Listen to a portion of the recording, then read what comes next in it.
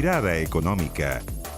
Hola, hola, ¿cómo les va? Mirada Económica en el aire, media hora dedicada en exclusiva a la realidad, a la contingencia económica en nuestro país en días con mucha información económica, pero vamos a partir quizás con la que es la discusión económica del momento.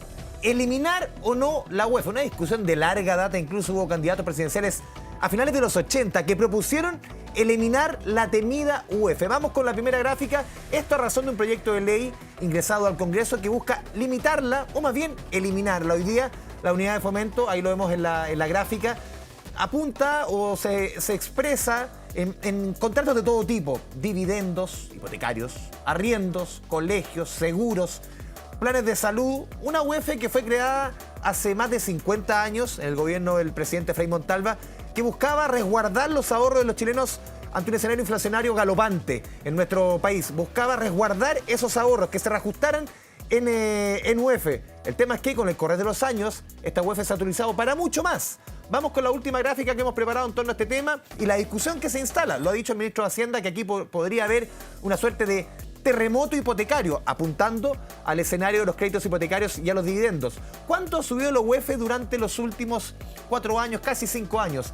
De 29.069 el 1 de enero del 2021 hasta los casi 40.000 de hoy. Un 35% de alza. Y muchos chilenos se preguntan, ¿se ha reajustado mi sueldo en esa misma proporción? Se instala la discusión: limitar o eliminar la unidad de fomento. El mercado por lo menos no lo recomienda. Vamos a estar profundizando en este tema aquí en Mirada Económica, pero también tocamos otros temas. Por ejemplo, los subsidios eléctricos. Recordemos que durante esta semana ya se cerró las postulaciones al subsidio eléctrico, un beneficio que espera rebajar en hasta 68.000 pesos en las cuentas de la luz. Pero atentos, que no es el único beneficio vigente para la ciudadanía. Existen más bonos y subsidios. ¿Cuáles son los detalles?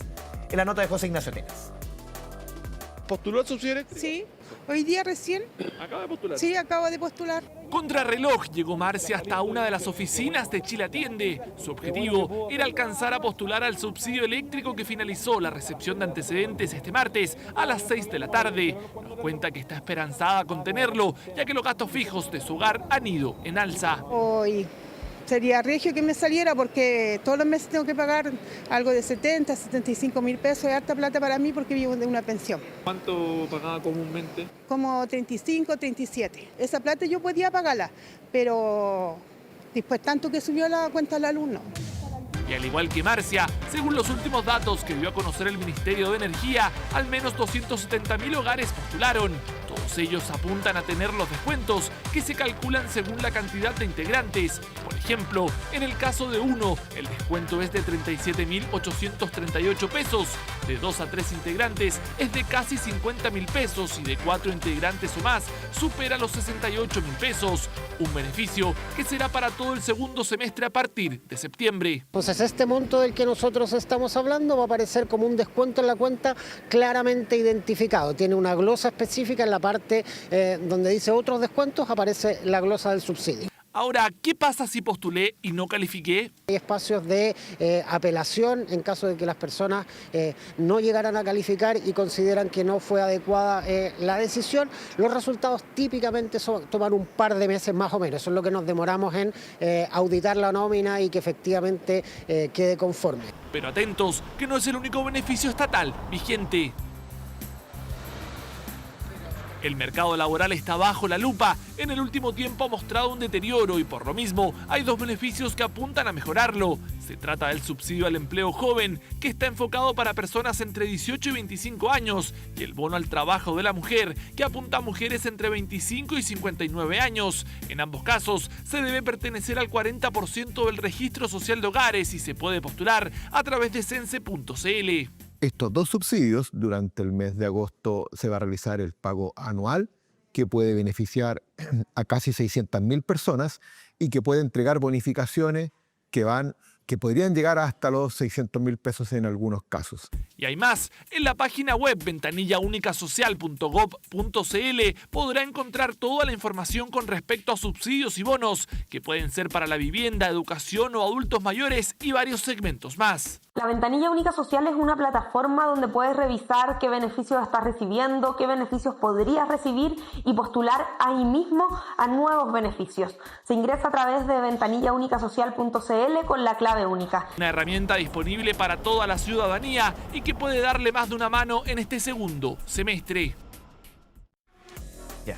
Eso con el subsidio, con las ayudas del Estado, con las diferentes transferencias. Vamos a entrar en materia aquí en Mirada Económica. Ya estamos en contacto con el economista jefe del Banco de Chile, Rodrigo Aravena. Rodrigo, bienvenido a una nueva edición de Mirada Económica. ¿Cómo te va? Muy bien, muchas gracias por la invitación. Gusto estar acá. Rodrigo, a ver, lo veíamos antes de la nota y quiero iniciar la conversación justamente con el tema, un tema de larga data en la discusión, la famosa unidad de fomento. ¿Qué te parece este proyecto de ley, esta discusión que se instala, que no es nueva? Yo citaba incluso, hay que retroceder a las elecciones presidenciales de finales de los 80. Francisco Javier Errázuriz, que propuso eliminar la UEF en 5 minutos. ¿Cómo ves la discusión que vuelve otra vez? Mira, la verdad que más allá de entrar en detalle, ¿cierto? Con el proyecto, creo que es válido acá preguntarse, bueno, ¿por qué está la discusión hoy día? Y si nosotros hiciéramos probablemente una encuesta rápida a muchas personas, a quienes están apoyando esta idea, probablemente la idea que sería bastante recurrente, tiendo a pensar, es que la UEF ha subido mucho. Quizás muchas personas dirían eso, que la UEF ha subido mucho y producto de ello hemos visto un aumento en ciertos precios de servicios, ya sea educación, salud, precios que están fijados en UEF, el dividendo, ¿cierto? Pero creo que lo importante es no perder de vista que el problema es la inflación, que la UEF refleja un problema de fondo. Es un instrumento. El aumento de la inflación. Si al final del día lo que hace la UEF es reflejar el aumento que ha tenido la inflación, y ahí viene toda la discusión de fondo, es que esta discusión no es extraño que se tienda a activar cuando tenemos un aumento más rápido de la inflación. Es algo, Andrés. Pero ¿Sí?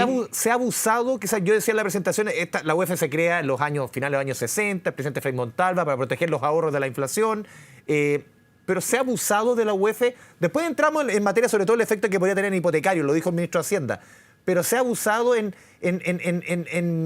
traspasar la UEF a muchos contratos que quizás, o de corto plazo, que quizás no es el mejor instrumento. Bueno, creo que una pregunta válida, pero al mismo tiempo cuando uno va, Andrés, a la concepción misma, ya mira, más allá de realizar alguna defensa, ¿no? Creo que es importante ir a los hechos, a los datos. La UEF per se, ¿qué es? Es básicamente una protección contra la inflación. Ahora, ¿por qué tenemos UEF en Chile?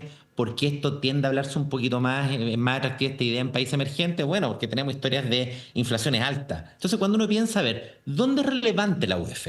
La UEF es relevante, primero que todo, en Chile, en mercados de largo plazo. Hipotecario. ¿Ya? Cuando nosotros... ¿Perdón? Hipotecario, te digo, como cae de cajón. Sí.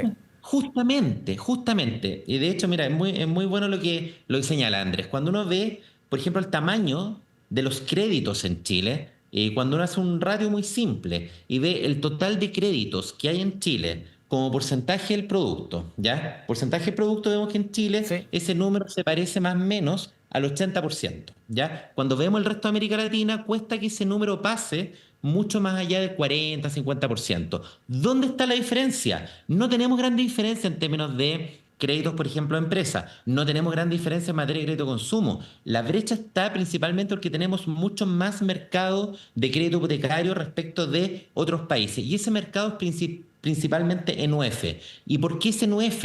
Porque te da la protección justamente de no tener las consecuencias negativas en términos de poder adquisitivo si es que la inflación subiera mucho. Entonces uno piensa, bueno, si no existiera este mercado, por ejemplo, o este instrumento, ¿cierto? Esta forma de tener la protección, probablemente no tendríamos un mercado de transacciones de muy largo plazo, como el mercado hipotecario, los créditos hipotecarios.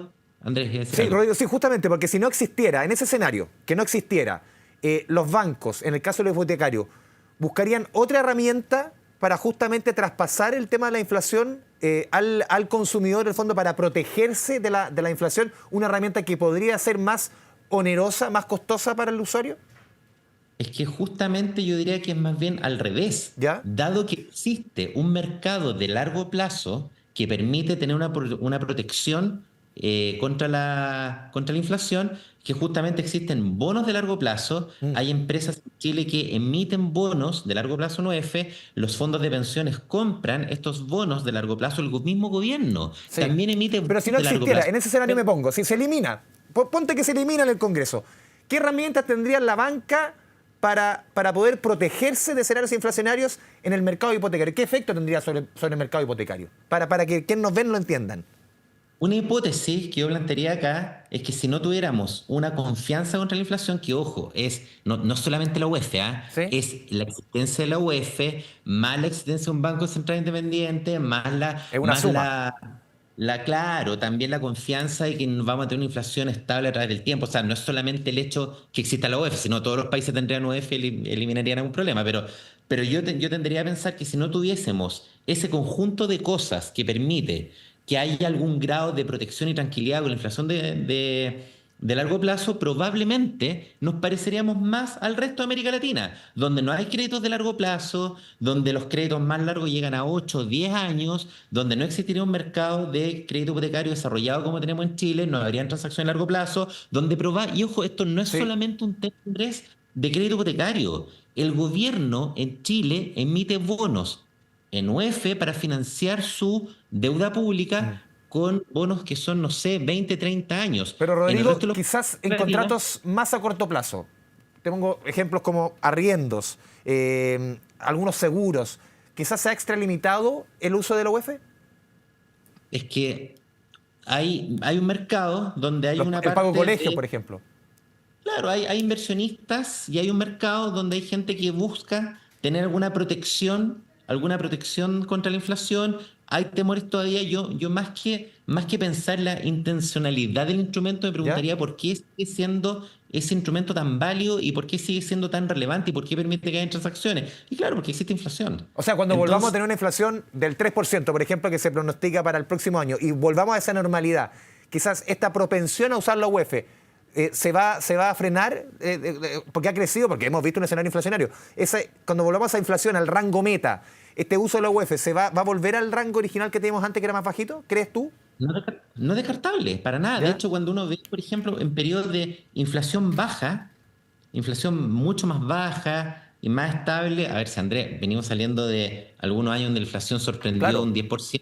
Nadie esperaba los retiros. 14% hace 3 El años. tema de los pero por supuesto, la consecuencia de los retiros, la consecuencia de los IFE, una inflación que llegó al 15%, una tasa de interés que llegó, que sobrepasó el 11%. Pero recordemos qué pasaba en la economía chilena cuando teníamos, no sé, unos 10 años atrás, veíamos que había algo menos de transacciones en UEF en el corto plazo y era un poco más nominal. Ahora, también me gustaría poner un poquito de paño frío a esto, porque estamos, Andrés, en un ambiente más inflacionario, no solamente por lo que vimos en Chile un par de años atrás, ¿Ya? sino que también estamos en un contexto donde el tipo de cambio ha subido, hay más deuda fiscal, hay tarifas en Estados Unidos, hay un shock de oferta. Entonces, el ambiente inflacionario creo que más bien da hoy día más razones para buscar algo más de refugio. Y la UEF es parte de esas Claro. soluciones. Entonces, creo que acá la discusión muy de fondo es la inflación, más que el instrumento. Sí, De hecho, ese instrumento ha favorecido a que exista un mercado más desarrollado de largo plazo. si te quiero llevar a otros temas, Rodrigo, ¿cómo ves tú todo lo que se ha armado esta batabola en torno a la decisión de Estados Unidos de Donald Trump de subir un 50% el arancel al cobre, los efectos en nuestra economía, la reacción de nuestro gobierno, del mercado? ¿Cómo ves tú en el global, más allá del cobre puntualmente, el efecto global que pudiese tener en la economía nacional? Son varias preguntas. Mira, déjame ir a cosas Sí. bien concretas. Primero, yo creo que esto nos ha mostrado que las condiciones macro son frágiles, ¿ya? Son frágiles, son vulnerables, que aquí estamos en un ambiente mucho más complejo. De hecho, Andrés, cuando nosotros, en general, la discusión en Chile un mes atrás era, bueno, hay aranceles, pero el cobre está exento, por lo tanto, y como el cobre más o menos, o sea, cuando uno hacía los números, a Estados Unidos la exportación de cobre son 40%, un poquito más. Entonces el arancel promedio efectivo era un 5% porque el cobre estaba exento. Y decíamos, bueno, la verdad es que nosotros estamos en buen pie en lo relativo. Y la verdad es que eso cambia de un día para otro con este aumento de arancel al cobre, que ahí no nos podemos perder. Es una mala noticia. Podemos discutir cuánto más mal nos va, cuánto peor va a ser el efecto, cuánto se va a demorar, qué sectores van a estar más complicados, pero en lo concreto, lo que nosotros tenemos acá es que esto es un impuesto al principal producto de exportación, el principal producto de exportación a Estados Unidos. Eso es un aumento, un shock de oferta importante para Estados Unidos, por lo tanto, tiene un efecto que es en el neto negativo, tanto de primera vuelta. Probablemente no va a ser muy de corto plazo, porque la demanda de cobre no tiende a ser tan elástica de corto plazo. Muchos han visto que el cuando 2026-27 ahí va a estar el efecto, no este año. de todas maneras. O sea, yo esperaría que toda esta discusión arancelaria que hemos visto hoy día, este año, más bien sea reflejada en activos financieros, digamos, en el precio del dólar, podemos pensar en algún efecto en la bolsa, etcétera.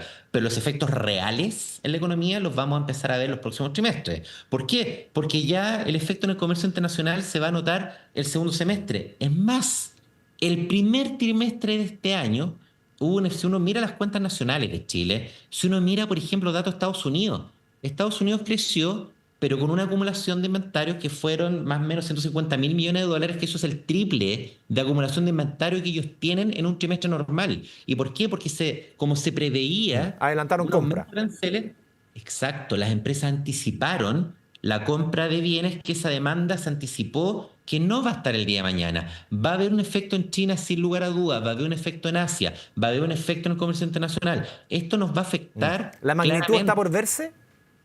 De todas maneras, Ya. Primero, no sabemos los aranceles cuánto tiempo van a durar. Segundo, no sabemos cuáles van a ser los aranceles finales. En tercer lugar, hay que ver bien ahí finalmente cómo se va a sentar esto, cuál va a ser el efecto de sustitución que vamos a tener. Pero lo que es claro que hasta ahora los números de la economía chilena no están mostrando el cambio, el efecto negativo de los aranceles, y sin lugar a dudas los van a empezar a mostrar el próximo año. La pregunta es cuánto. Nosotros lo que tenemos en nuestras estimaciones, nuestro escenario base, es que la economía el próximo año, o sea, este año, perdón, crecería algo en torno al 2,3% por el buen inicio de año. Pero de verdad se ve bien desafiante pasar el 2% el próximo año, justamente por este tema. Justamente vamos a conversar de crecimiento económico. Después de la pausa, Rodrigo Aravena, seguimos conversando contigo. Te pedimos que te mantengas en línea. Vamos a la pausa aquí en Mirada Económica, Canal 24 Horas.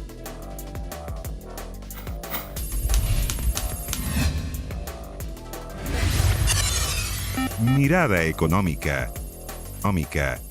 Volvemos a Mirada Económica. Estamos conversando con el economista jefe del Banco de Chile, Rodrigo Aravena. Lo decíamos en la previa, Rodrigo, tú has entregado un poco la proyección que ves para este año, para el próximo en materia de crecimiento económico, pero eso, ¿cómo se va a ver reflejado y cómo se está viendo reflejado en un ítem que es quizás de la principal preocupación para todos los ciudadanos de a pie? Uno es la inflación, pero el otro quiero ir al empleo. Vimos la última medición del INE, un crecimiento en torno a 14.000 ocupados el último año, un crecimiento muy bajo.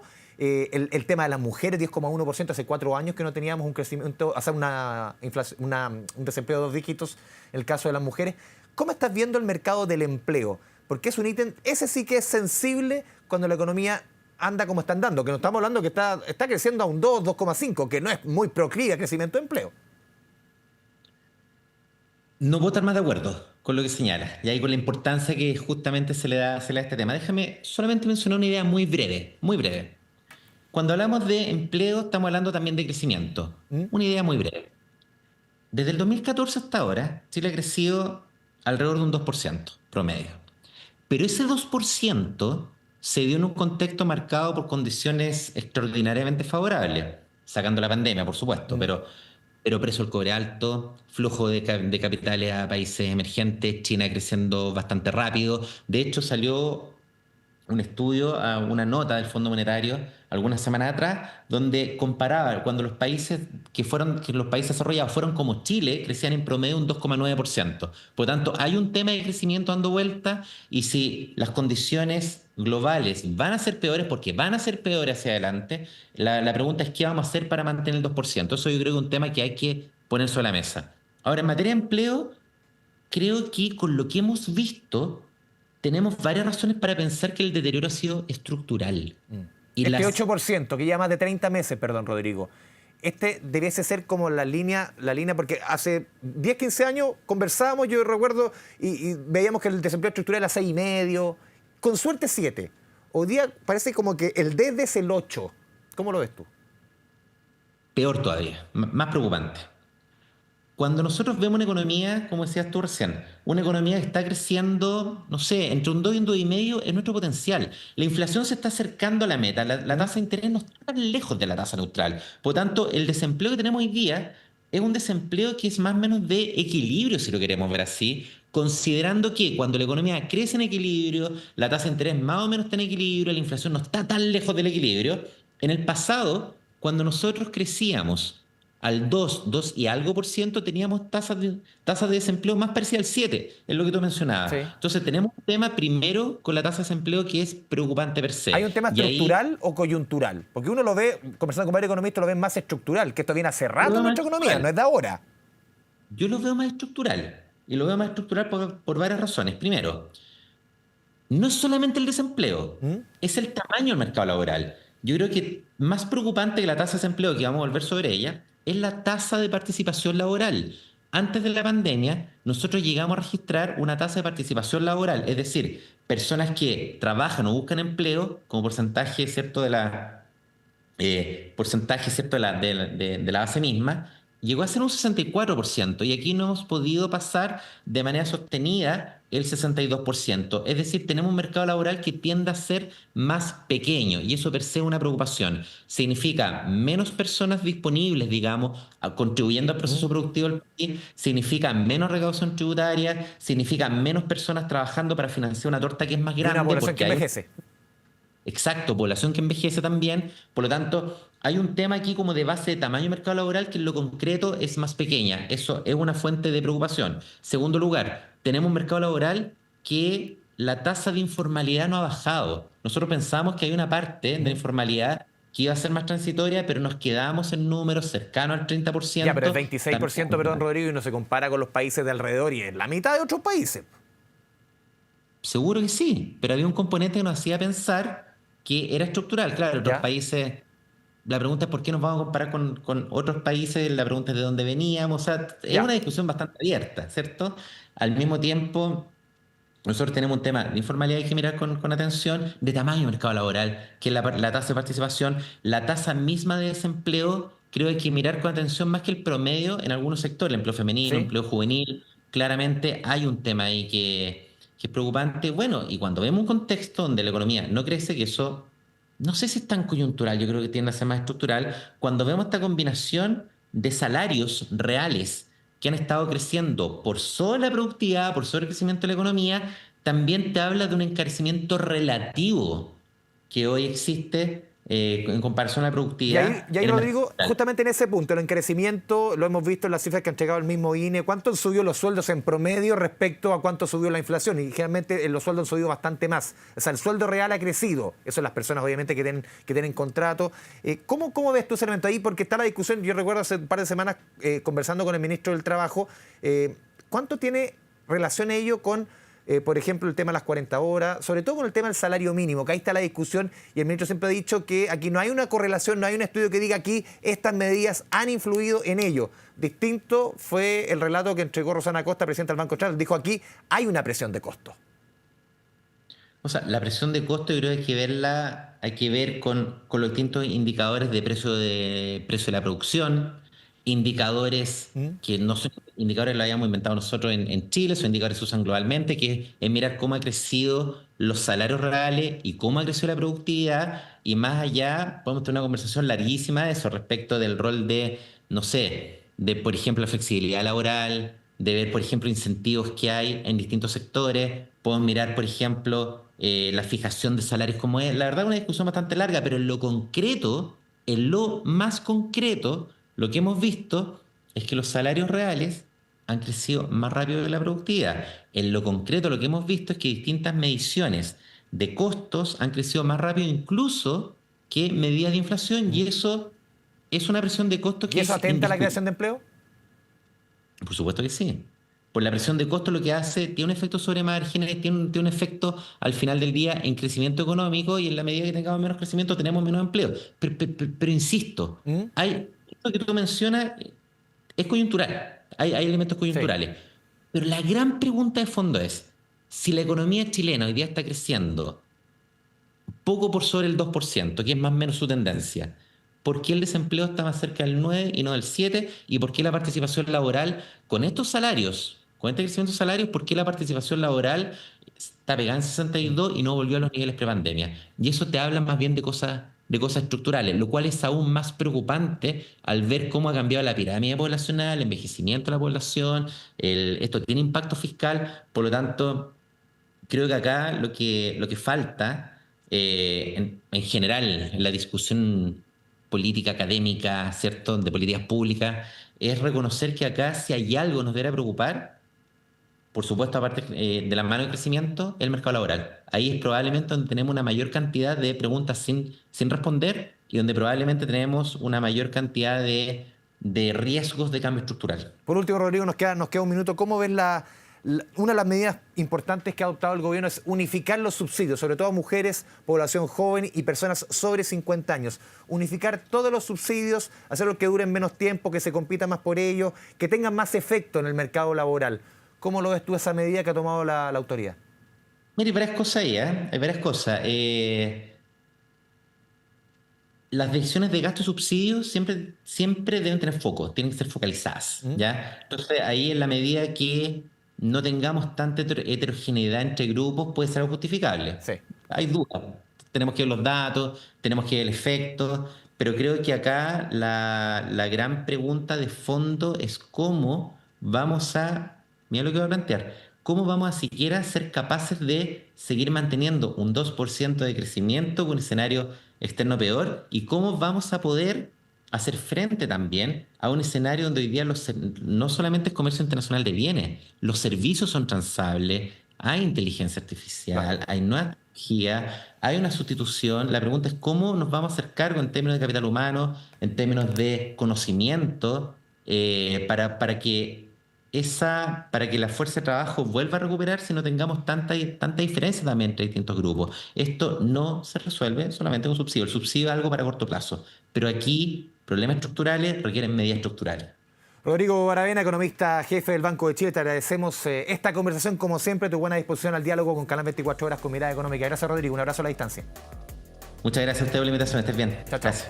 De esta forma vamos cerrando Mirada Económica. Los esperamos en una próxima oportunidad, en una nueva edición de este programa de Canal 24 Horas. Chao, chao.